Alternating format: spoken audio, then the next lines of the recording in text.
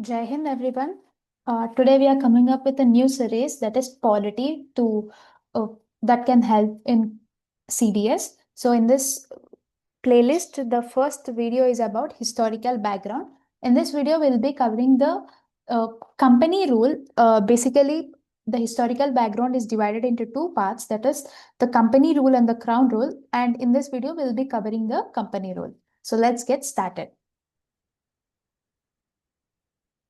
The Britishers came to India in 1608 as traders in the form of East India Company, which had the exclusive right of trading in India under a charter granted by Queen Elizabeth I in 1600. So, in 1600, Queen Elizabeth I has given a charter to the Britishers who had exclusive right of trading in India, and they have reached India in 1608.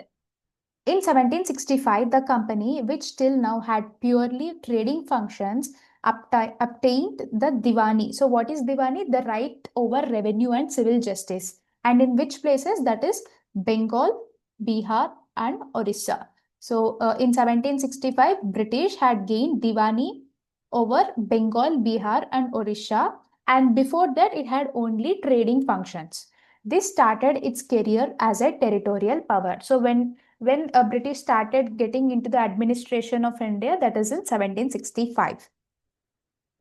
In 1858, in the wake of Sipai Mutiny, the British Crown assumed direct responsibility for the governance of India, and this rule continued until India was granted independence on 15th August 1947. So, this is the basic division in the ruling, that is from 1765 or after the Battle of Plassey and Buxar till 1857, when the Sipai Mutiny has taken place.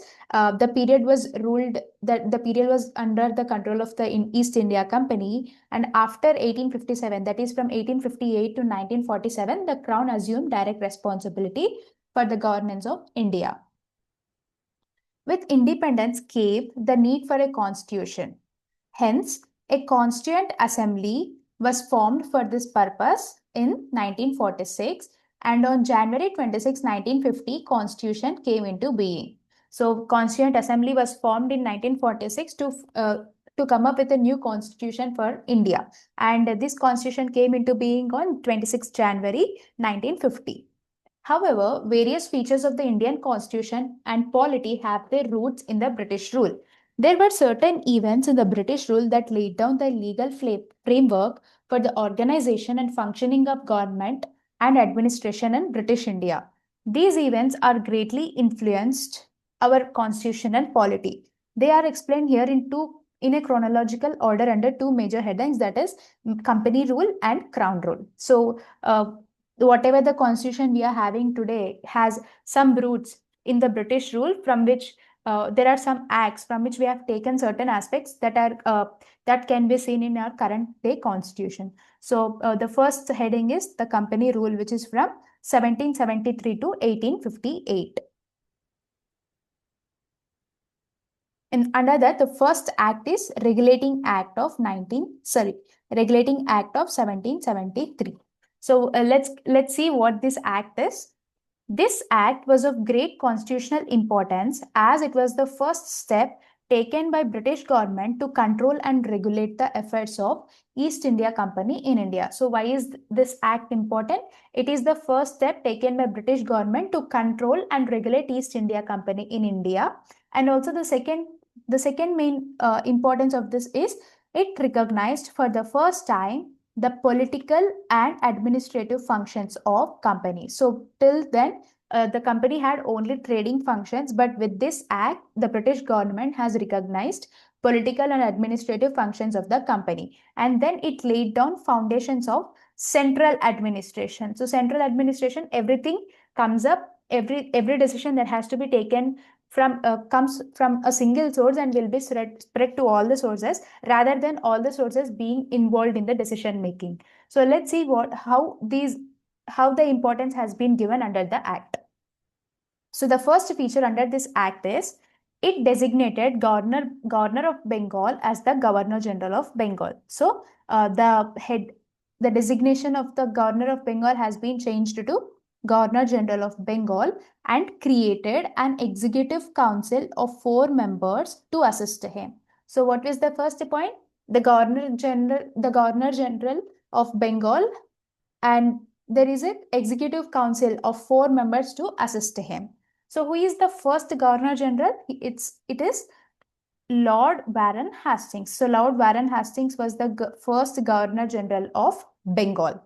The next one, it made the governors of Bombay and Madras subordinates to Governor General of Bengal. So this is what it mean when it said that it laid foundations of central administration India. So what has been made? The governors of Bombay and Madras were made subordinates to the Governor General of Bengal, but before all were same.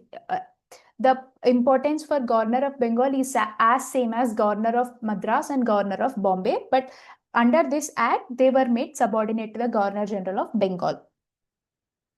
It provided for an establishment of a Supreme Court at Calcutta. So it provided for establishment of Supreme Court at Calcutta, which was in 1774.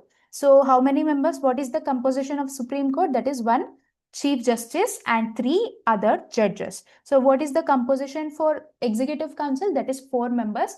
The same number in Supreme Court also, that has 1 Chief Justice and 3 other judges. The next feature is it prohibited the servants of the company from engaging. Prohibited servants of the company from engaging in any private trade or accepting presents from or bribes from the natives. So uh, it had told the servants of the company to refrain from taking any bribes or gifts from the natives, or also not to engage in any private trade. So the trade that has to be conducted in India has to be solely companies, not private members. And the last feature is it strengthened the control of British government over the company by requiring the Court of Directors. So what is this Court of Directors? It is the governing body of the company. Court of Directors, the governing body of the company, to report on its revenue, civil and military affairs. So on 3 aspects, Court of Directors has to report to the British government. So what is Court of Directors? It is the governing body of the company, and it has to report on 3 matters, that is revenue, civil and military affairs, MCR. So these are all the features under Regulating Act 1773. Let's have a quick review, overview. First one is it designated Governor General of Governor of Bengal as Governor General of Bengal, and also created an executive council of 4 members to assist him. And the first Governor General of Bengal is Warren Hastings, Lord Warren Hastings. The second feature is the governors of Bombay and Madras were made subordinate to Governor General of Bengal, but earlier they were independent of each other. And the third point it provided for establishment of Supreme Court at Calcutta, and the composition is 4, which includes 1 Chief Justice and 3 other judges. And the fourth feature is it prohibited servants of the company from engaging in any private trade and also from accepting gifts or bribes from natives. And the fifth point is it required Court of Directors, that is the governing body of the company, to report on 3 matters, that is revenue, civil and military affairs. So that this is how the British government strengthened its control over the company. So these are all the features under Regulating Act 1773. Now let's move to the other act, that is Amending Act 1781. So let's see what this act is. Okay.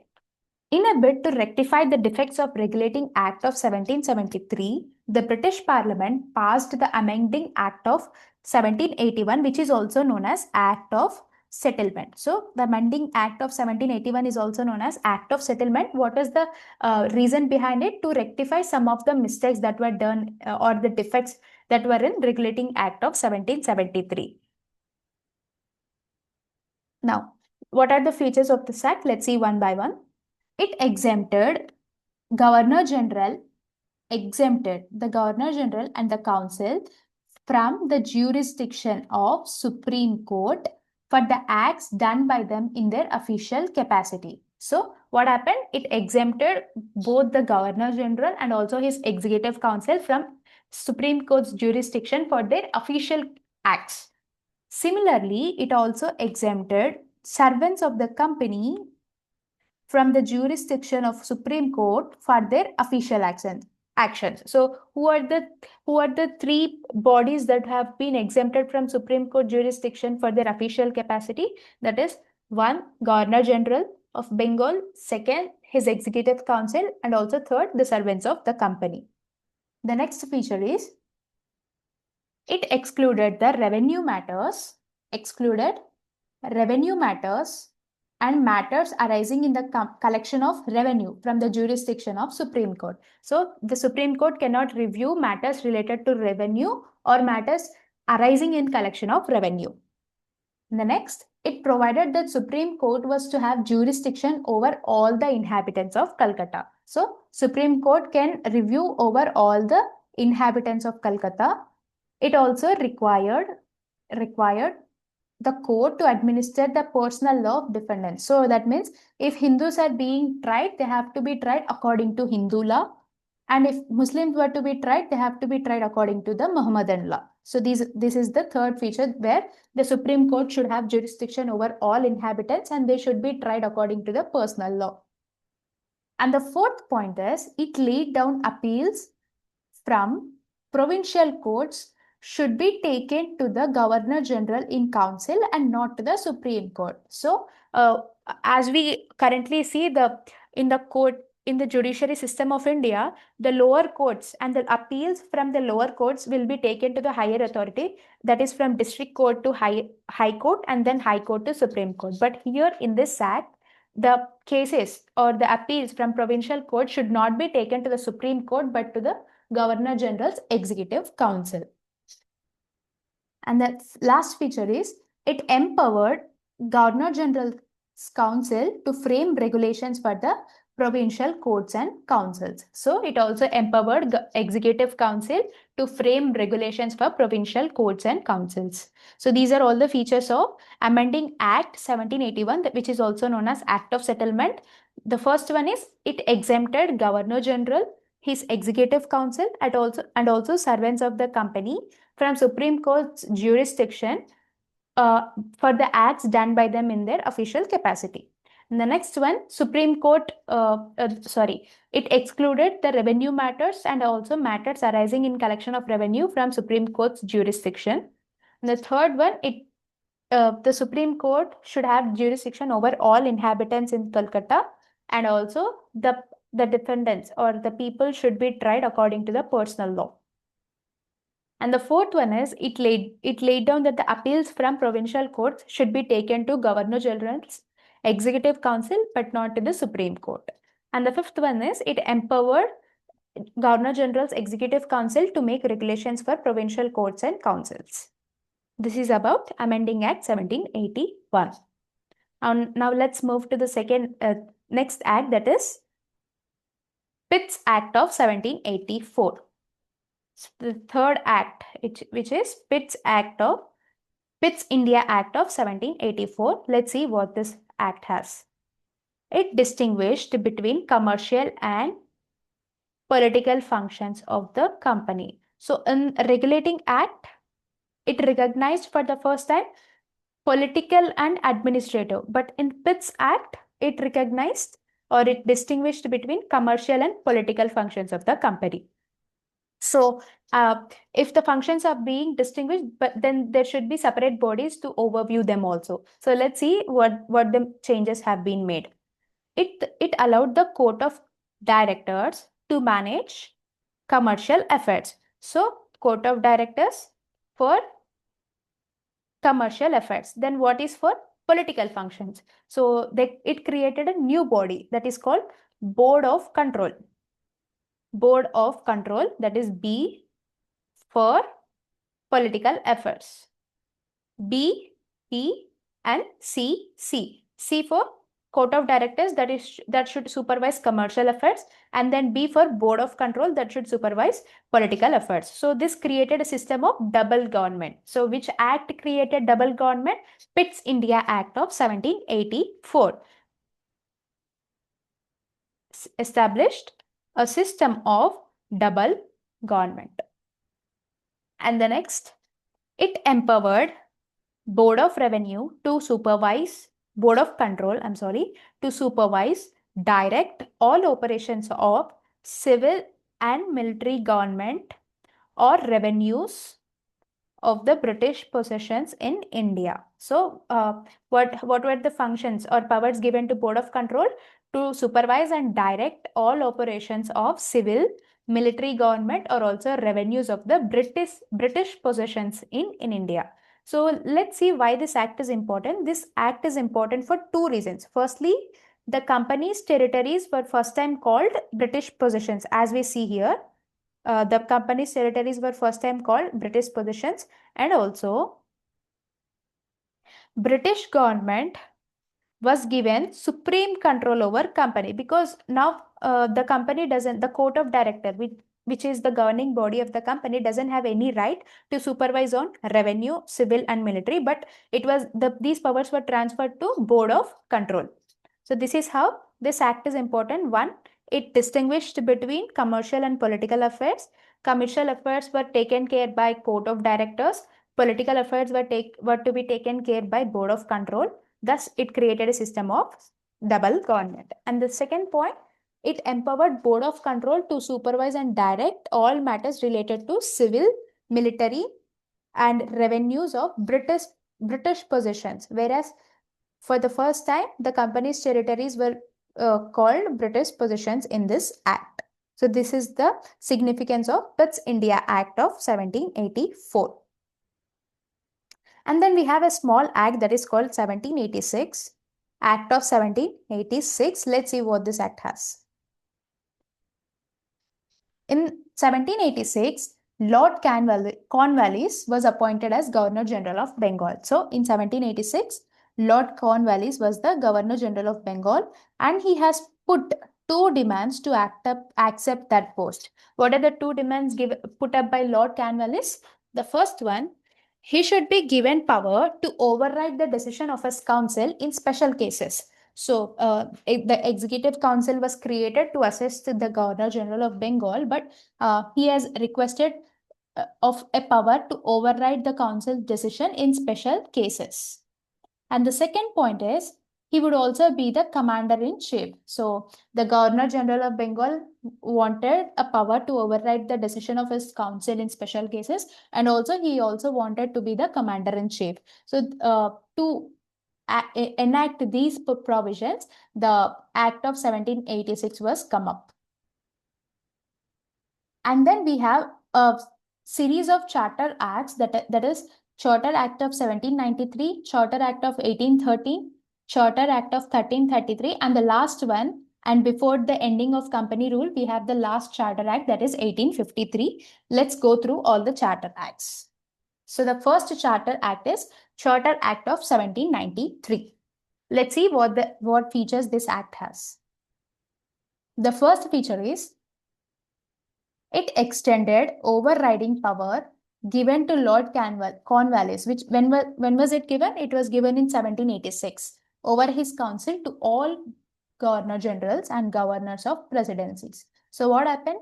The power which was given in Act of 1786 to Lord Cornwallis, it was extended to all future governor generals and also governors of presidencies like Bombay and Madras to have overriding power over their provincial councils.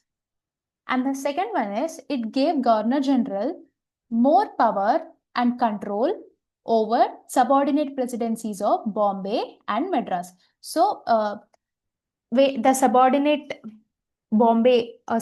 presidencies of Bombay and Madras, which were made in 1773 Regulating Act, now the more control has been given to Governor General over the subordinate presidencies.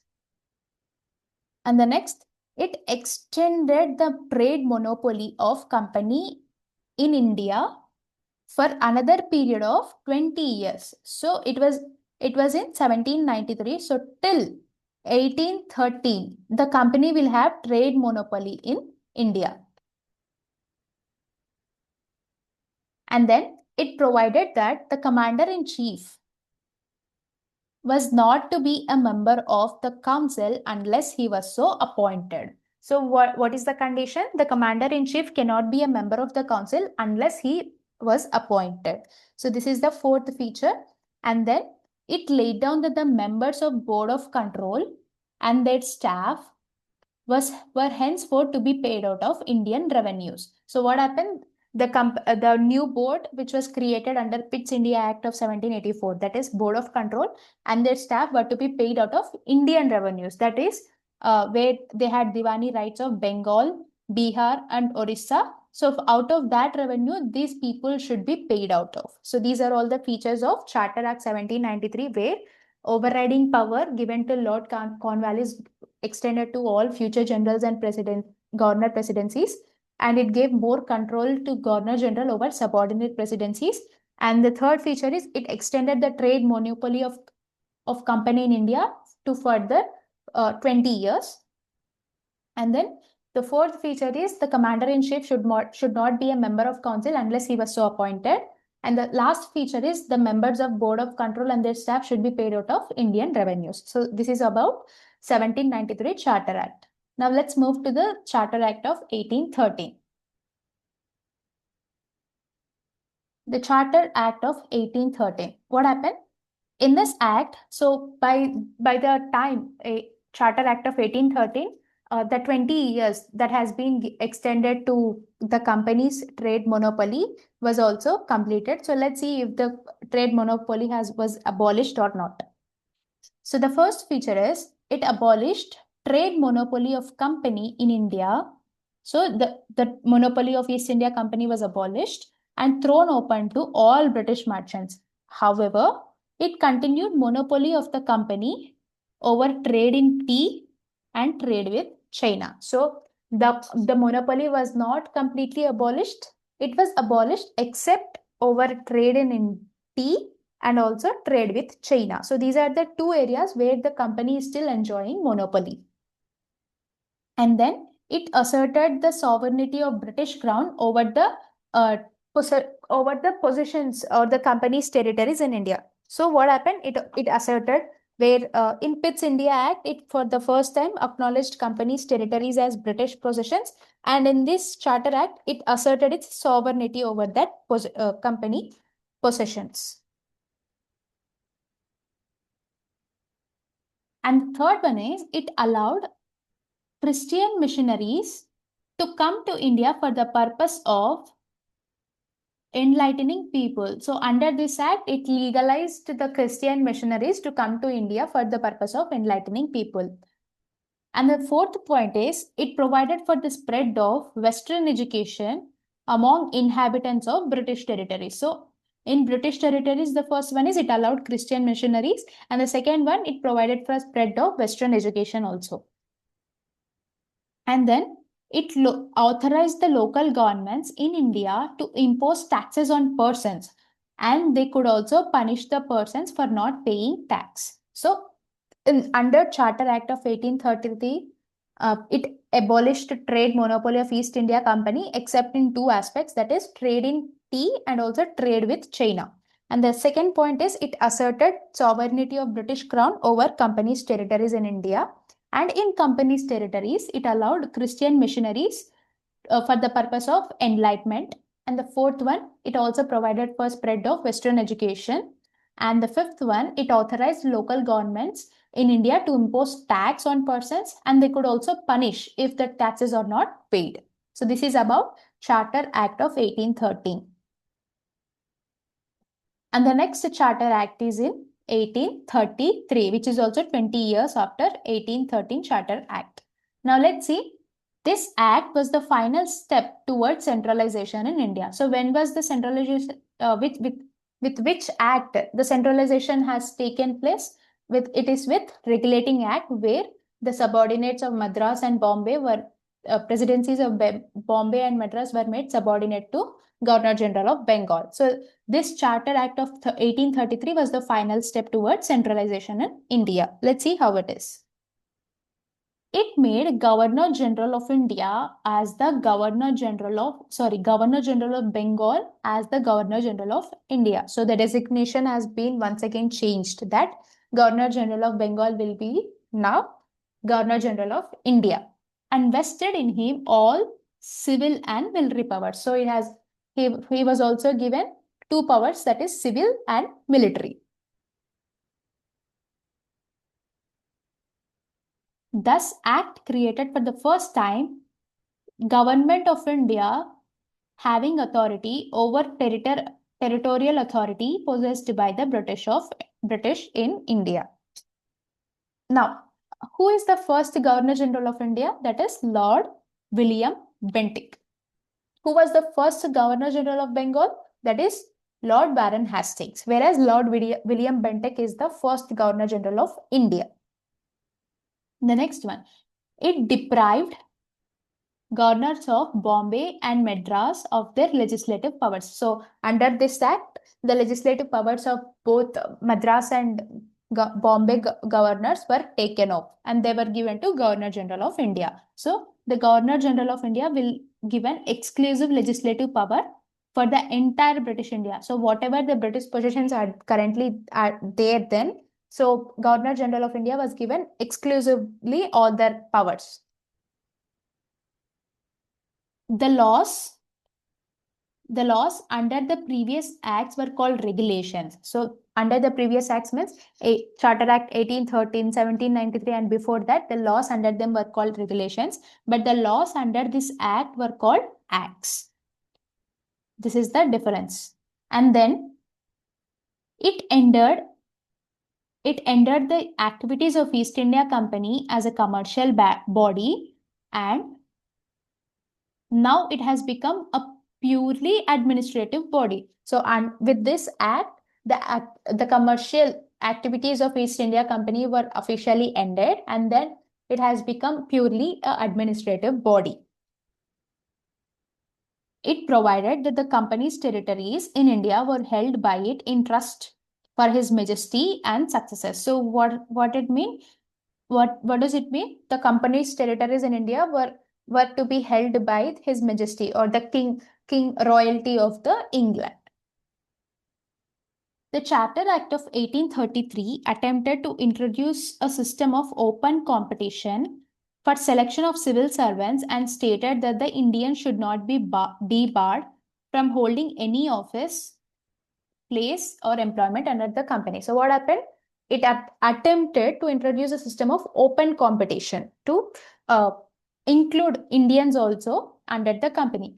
However, this provision was negated. What meant? This provision was cancelled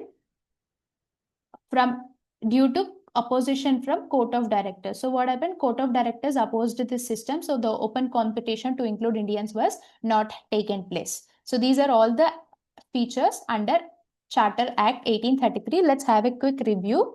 That is, Charter Act 1833 is the final step towards centralization, because the Governor General of Bengal has been designated as Governor General of India, and he has given the civil and military powers. The first Governor General of India is Lord William Bentinck, and also the legislative powers of Madras and Bombay were taken off and given exclusively to Governor General of India, and so therefore Governor General of India has legislative powers over the entire British India.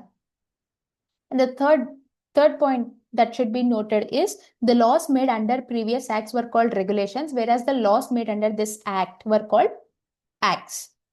And then the activities of East India Company as a commercial body were ended, and it has purely become an administrative body, and the company's territories in India were to be held by his trust in trust for His Majesty, his heirs and successors.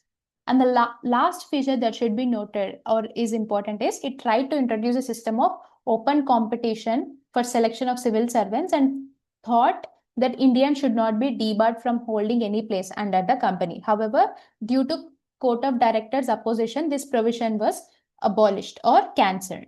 This is about Charter Act 1833. Now let's move to the last Charter Act, or the act before the Sepoy Mutiny, that has taken place in 1857. Charter Act 1853. Last of the series of charter acts passed by the British Parliament between 1793 and 1853. It was a significant constitutional landmark. Let's see how.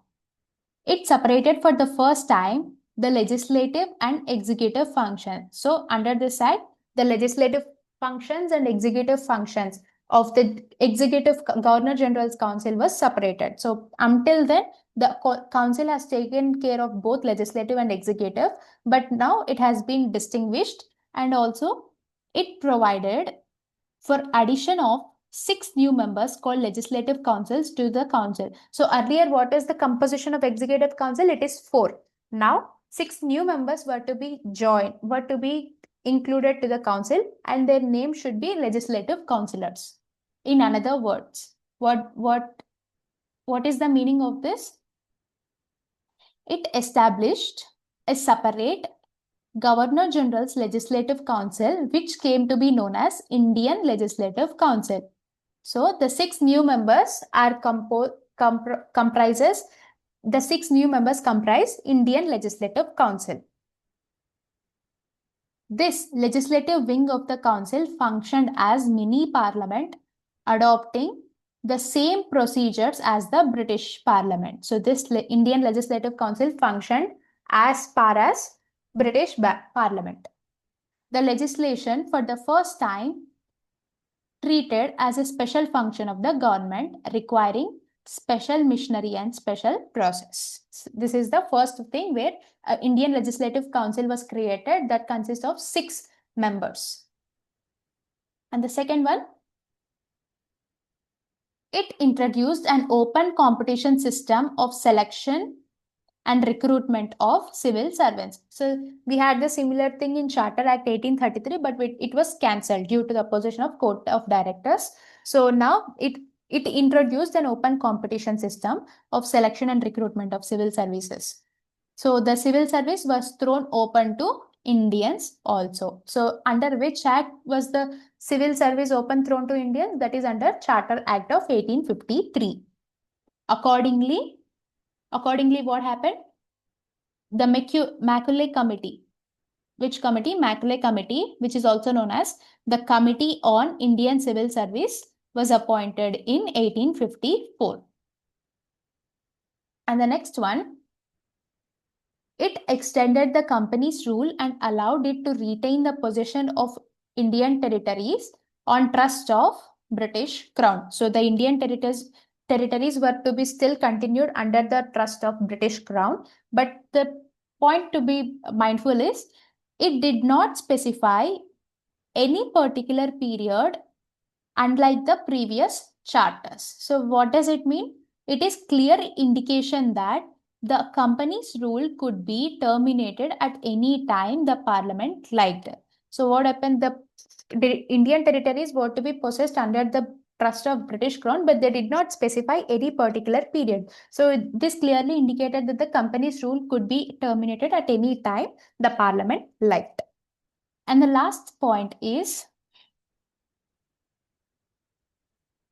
it introduced for the first time local representation in India Legislative Council. So in Indian Legislative Council, we have six members, 6 new members of the Governor General of Council. In that, 4 members were appointed by local governments, that is from Madras, Bombay, Bengal. So out of 6 members of Indian Legislative Council, 4 members were appointed from local governments of Madras, Bombay, Bengal and Agra.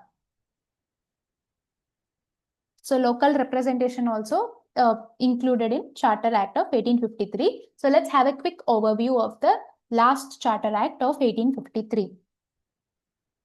Under this act, it separated for the first time legislative and executive functions of Governor General's Council, and it also created Indian Legislative Council, which consisted of 6 new members called legislative councils. This Indian Legislative Council acted as mini parliament, adopting the same process of British Parliament. And the next one is it introduced an open competition system of selection and recruitment of civil servants. And so the civil service was thrown open to Indians also. Accordingly, the Macaulay Committee was constituted in 1854. And the third feature is the company extended the company's rule and allowed to retain the possessions of Indian territories under the trust of British Crown, but it did not specify any particular period. So it clearly indicated that the company's rule could be terminated at any point the parliament liked. And the fourth feature is introduced local representation in Indian Legislative Council. Out of 6 members, 4 members were appointed from local governments of Bengal, Bombay, Agra, and Madras.